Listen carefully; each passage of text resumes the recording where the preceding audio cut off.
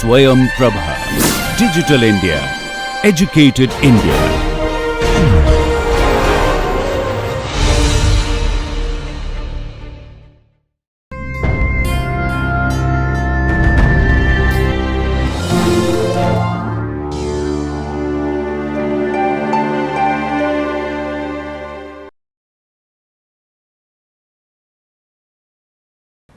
Hello everyone, welcome to the course on computer-aided drug design.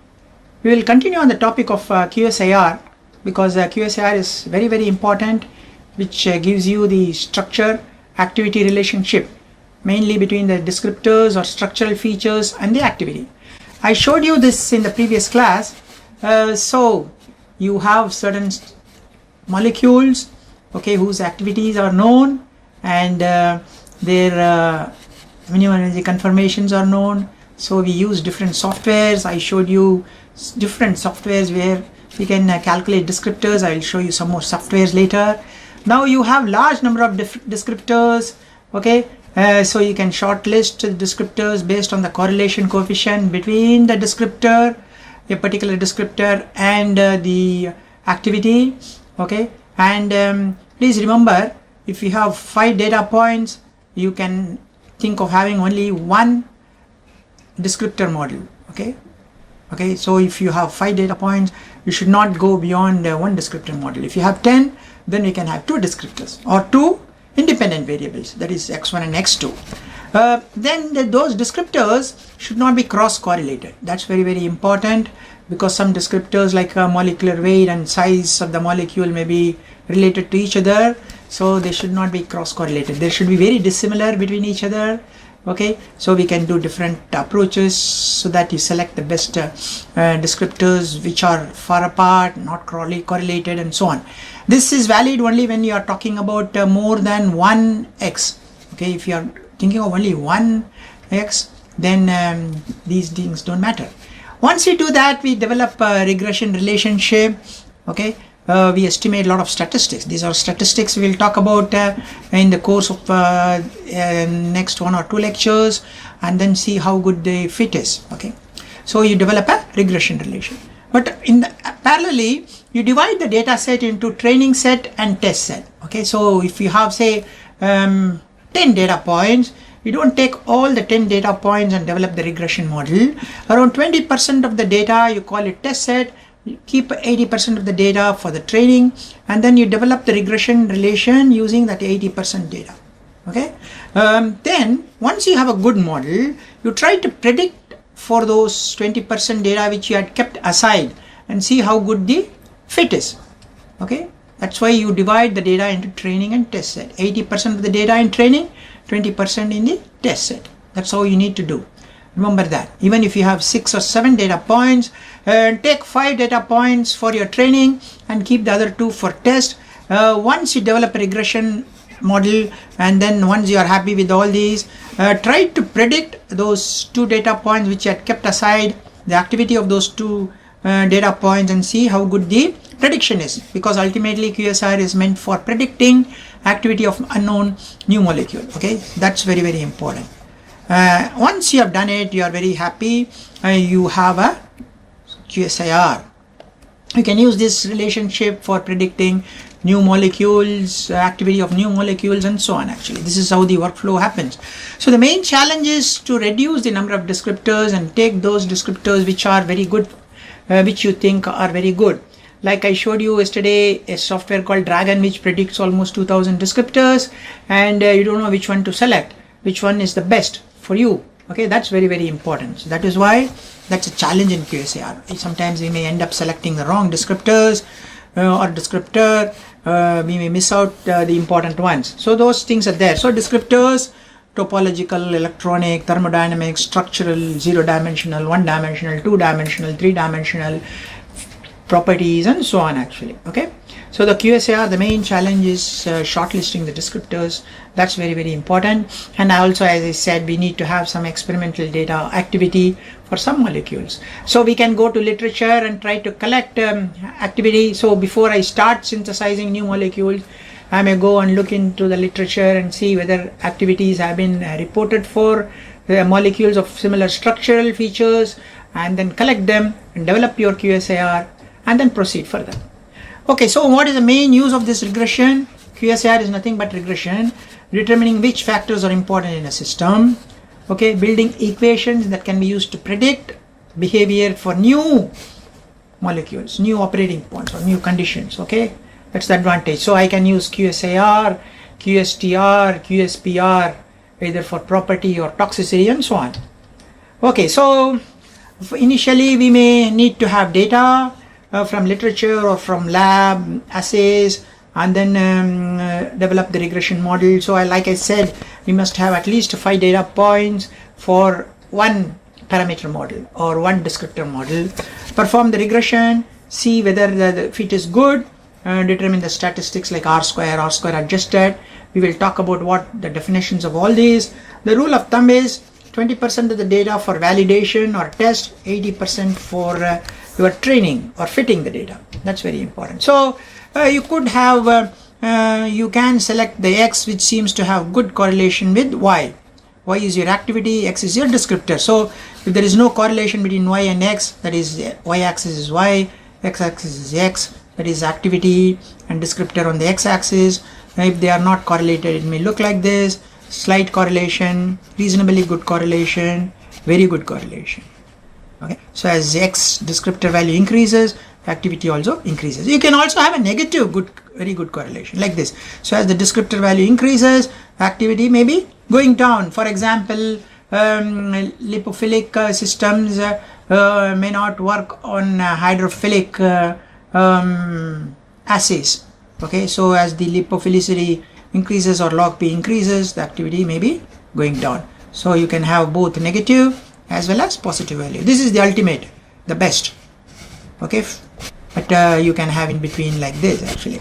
Okay, so you can find out whether initially the correlation coefficient between a descriptor and the activity falling between -1 to +1 and larger, closer towards these 1 or -1, you can say it's fantastic. Even 0.5 above 0.6 is also good. So we can select the descriptors which appear to have good correlation coefficient. Okay, so we can start with a simple linear regression. Okay, so we can have, say, activity on this side, one constant plus B1 into X. Like I showed you an example yesterday, X could be your molecular volume or dipole moment. Okay, so it could be molecular weight and so on actually. Okay, or log P. You can also have single parameter squared, log P square, log P cube. Generally we will not have cube and all, but we can have square in certain situations. Of course, remember, you may need to have more data points so that we have enough degrees of freedom if you want to have square type of model, because there are 3 unknowns here. We can also have 2 parameter model. We can have log P and say electrostatic, okay, sigma coming here. So again, as you can see, the more number of parameters, more complicated, the quadratic, you have so many unknowns. Okay, so you need to have a lot of data points so that the degrees of freedom is satisfied. So basically a little bit of statistics. So you are trying to minimize the sum of squares. So Y is the activity as measured, that is experimental. Y model is the prediction of the regression. So this is squared, you are taking sum and then you are trying to reduce this. This is what it is all about actually. You are trying to minimize the sum of squares of this. Is called error or residual, because this is measured activity and this is as predicted by the model. So this should be as low as possible. You are squaring it so that minus or plus, it will always be positive, and then you are taking a summation. Okay, this is sum of squares of the error or residual, that is called. Okay, so there are a lot of softwares which can do that. So when you are doing a 1 parameter model or 1 descriptor model, you have Y. I put hat because it's called prediction. Normally we put a hat. Y is equal to Ax plus B. X is your descriptor, log P or molecular volume or molecular weight or dipole moment, whatever it is. So you are trying to get a least square line fit. This is called as least square because you are trying to minimize the square here, right? That is why it is called least square. So if your model is Ax plus B, then you are trying to minimize. Yi is the prediction, ax plus b is the model. So sum of, you're squaring it up, difference, you're squaring it up, taking a summation, you're trying to minimize this. Okay, this is what you're doing. So if you want to minimize a function, what do? We take a differential with respect to a, equate it to 0, then take a differential with respect to b, equate it to 0, and then you have two equations, two unknowns, you will calculate for a and b. That's what you do. If you remember minimization in your calculus. Similarly, you can have a square. Okay, y is equal to ax square plus bx plus c. So x could be log p, so you could be having log p square and log p here. So we have three parameters. Again, you are trying to minimize. Yi is your actual experimental data. This is your prediction. Okay, so difference, squaring it up, summation, you are trying to minimize this. So if you want to minimize this, what do? We take a differential with respect to a, equate it to 0, differential with respect to b, equate it to 0, differential with respect to c, equate it to 0, then you estimate a, b, c, because we have three equations, three unknowns. Okay, basically this is how it may look like.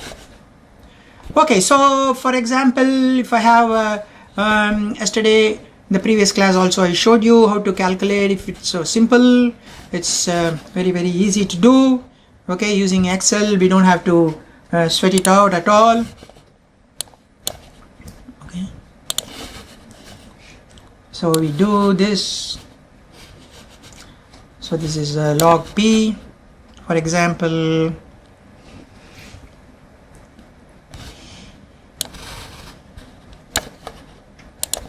We call it log p. 1, 2, 3. Say we say activity, then 0.5, 1.5. Okay, so this is very simple.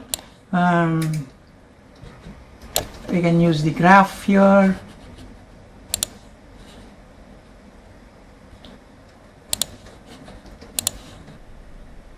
Okay, so we got it here, right? That's what is shown here. So we can get the regression relationship, add a trend line, then we can say display equation r divided by r square. As you can see, the slope is 0, it passes right through the origin, and y activity is equal to 0.5x, r square is 1. I have given a very simple looking data, so that's why r square comes to be 1, but in real life r square may be 0.7, 0.8 and 0.9. it will never become 1 actually. Okay, so simple. If you have a single descriptor model, anybody can do it using Excel. There are many softwares also for us to do. Okay, so y is equal to mx plus c, that's the equation you are trying to solve. So the two equations, if I use calculus like I mentioned, for minimization we get summation of y is equal to m into summation of x plus n into c. N is the number of data points, here it will be 3. Other equation will be summation of xy is equal to m into summation of x square plus c summation of x. Basically you are taking this equation, doing a summation all over, and then you are multiplying by x, again taking summation. So you have two equations here, two unknowns m and c, so we can calculate. So what do? X is equal to 1, 2, 3, y is 0.5, 1.5. So we need x square, right? So x square is 1 into 1, 2 into 2, 4, 3 into 3, 9 here. We need this here, xy is equal to 1 into 0.5 is 0.5, 2 into 1 is 2, 3 into 1.5 is 4.5. So we are trying to summation of x is equal to 1 plus 2 plus 3, that is 6. Summation of y is equal to 3. Summation of x square is 14. Summation of xy is equal to 7. So now we can substitute here. So this will become 3 is equal to m into 6 plus 3 into c, and this is 7 is equal to m into 14 plus c into 6. So we will have two equations. Okay, that's what it is. We'll have two equations for m and c. We can solve this. Okay, so what do you get? We get m is equal to 0.5 and c is equal to 0. In fact, that's what we got in our Excel also, right? That's what we got in our Excel also.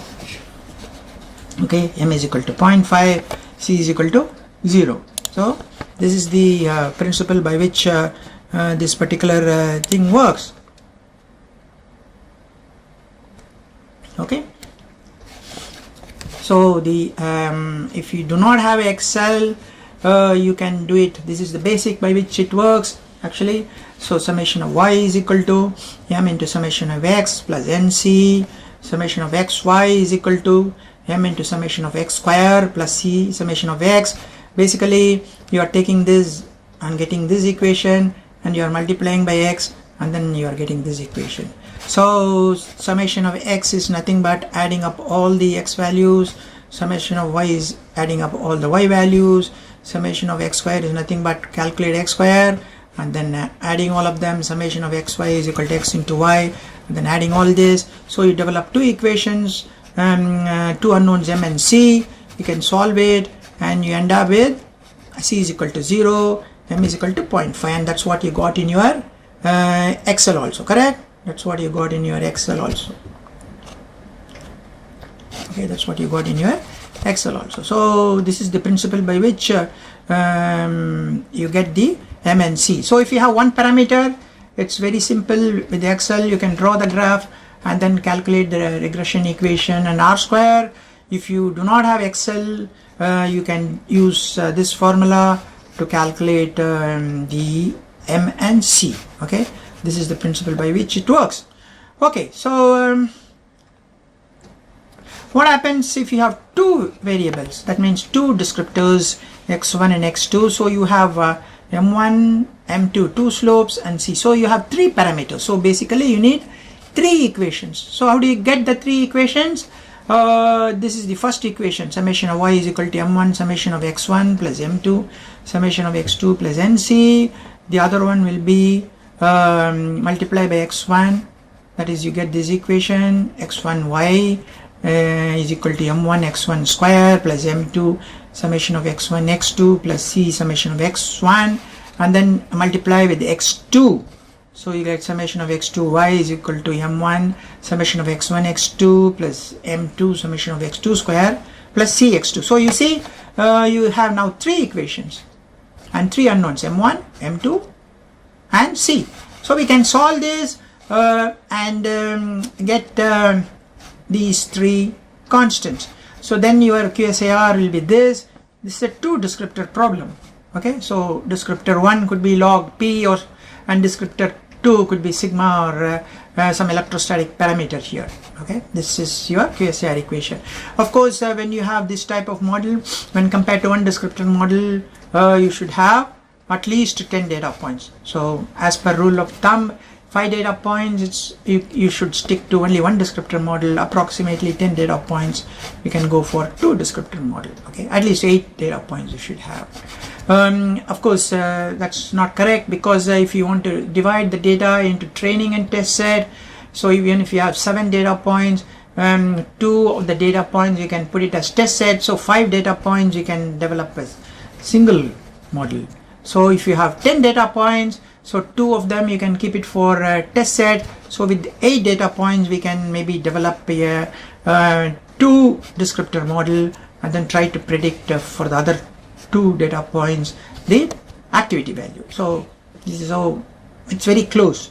So ideally you should go to 10, 11, 12 like that, so that we can have a 2 descriptor model. Remember that we should have enough data points so that we have enough number of data points in the test set as well as the training set. So what are the steps in regression which I showed you? Specify the form of the regression model, linear or quadratic, x1 to xj, which one to include. So they should not be cross correlated. That's very, very important. Okay, perform the regression analysis using training set data, compute so many parameters, mean, variance, r squares, r square adjusted, r square predicted, q square. We are going to do that. Compare the predicted versus actual values, how well the regression fits. Check the residuals. Residuals is that error, y experiment minus y predicted, that's called residuals, and see how they look like. Okay, identify the important ones there may be some descriptors which may not be very important. Then we can remove those. Okay, we can take only those which are important, and then again fit the data. Like that we can do actually. Remove insignificant terms. Okay. Then look at the final regression model. This is how you go about. So these diagnostic statistics, that is R square adjusted, R square predicted. Sometimes some people use Q square. So many things. Look at residual plots. Then run the test data. These three are very important when you develop a QSAR. Don't think QSAR is just a mathematical fit using a software and that's it. It's not correct. You must look at these p-values, R square adjusted, R square predicted, Q square and so on. Look at the residuals.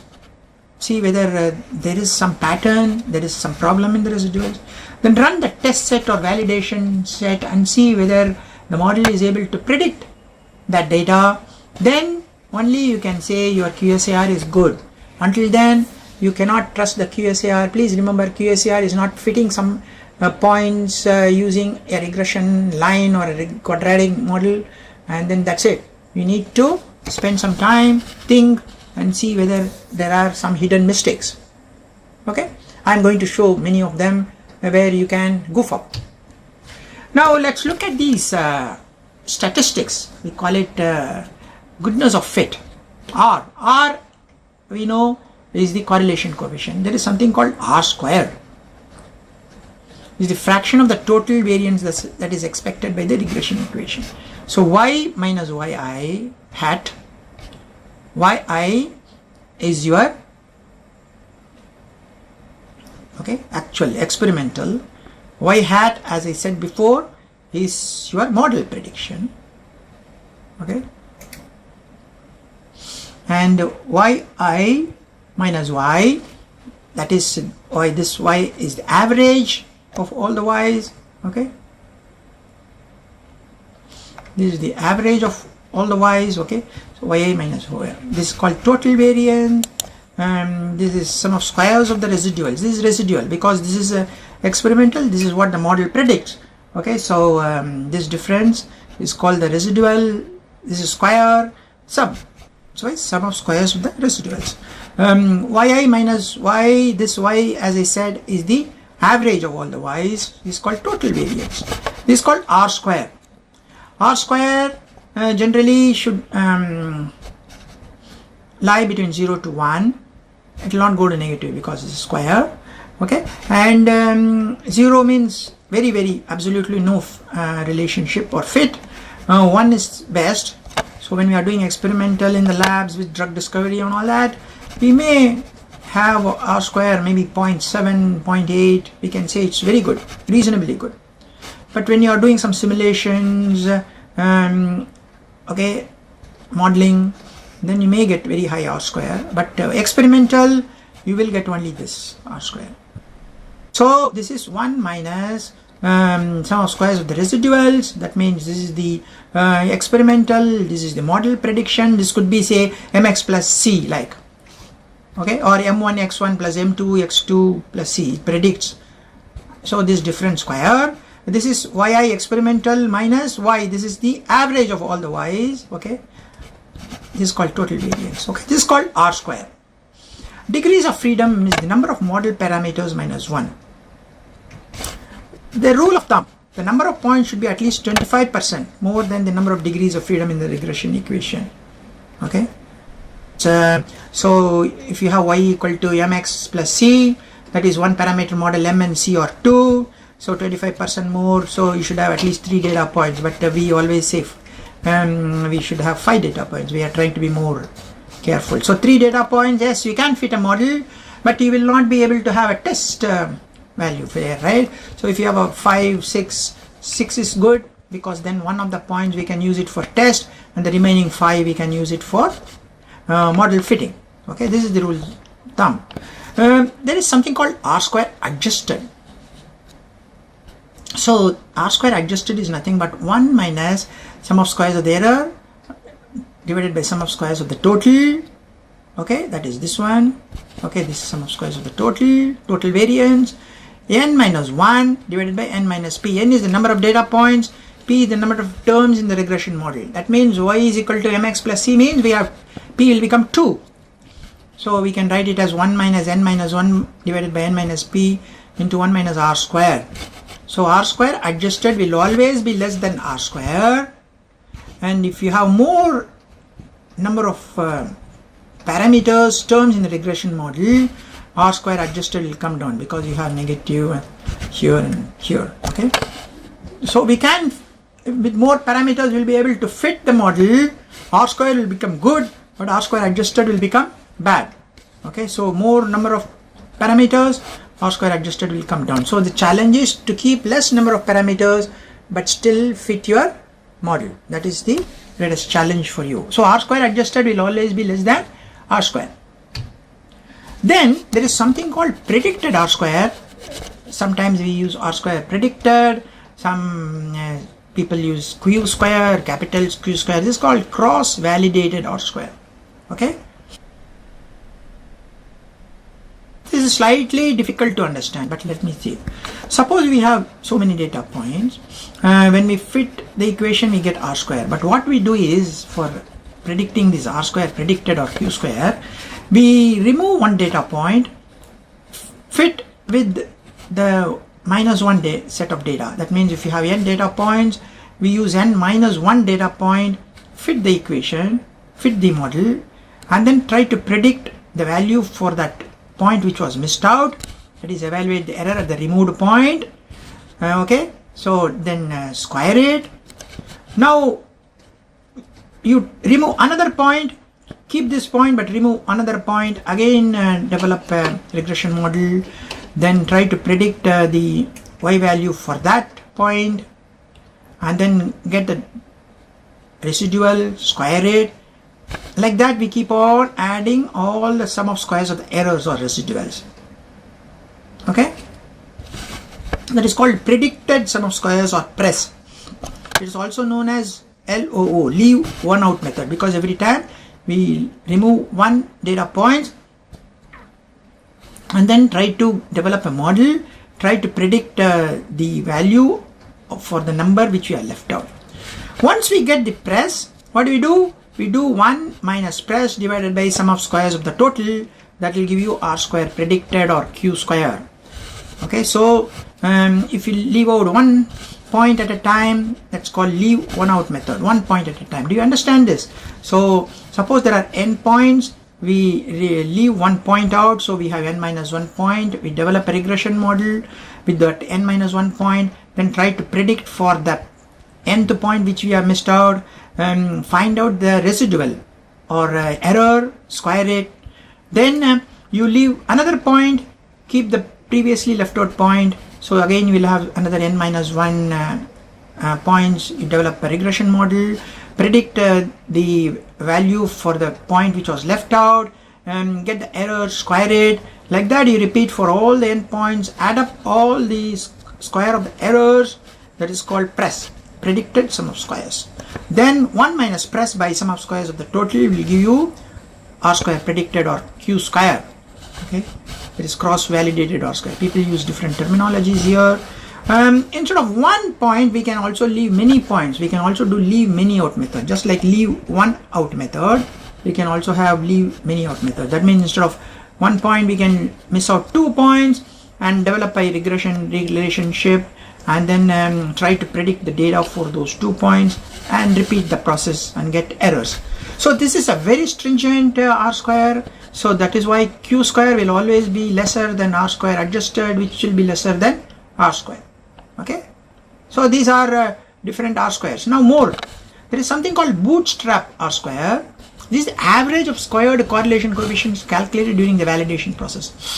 It is computed from the subset of variables used one at a time for the validation process. So I can leave 1 point at a time, okay, and then do it for the validation. I can take, suppose I have 7 points, I may take 2 points as the test set, remaining 5 points, and then develop a r square model. Then I can remove 2 points, some other 2 points, and then again develop r square model. Like that I took many R squares I'll get, right? So I take the average, then that is called bootstrap R square. Okay, then there is also called R square M test. Okay, this R0 square is the squared correlation coefficient between the observed and predicted values of the test set compounds with the intercept set to 0. So I also mentioned that we should have some test set, right, apart from training set. So with the test set, what we do is we do a R square M test using this particular formula, where R square 0 is squared correlation coefficient between the observed and predicted values of the test set compounds with the intercept set to 0. That means you force the intercept to pass through the 0 and get an R naught square. Without allowing it to pass through 0, you will get an R square, and then use this formula. That is called R square M test. This is more stringent. Okay, so you are forcing the line to pass through the 0 to get this R square. Here you are not forcing it, so you get this, and then see whether the value greater than 0.5, so that the model can be accepted.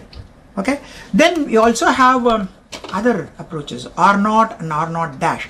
These are corresponding correlation coefficients for the regression through the origin, where we have I observed is equal to K YI predicted, or YI predicted is equal to K dash YI observed. Okay, so we see we fit a model this way, we fit a model this way. Okay, so this becomes here, this becomes here, and then you allow it to pass through the origin, and then okay, get the R0 and R0 dash.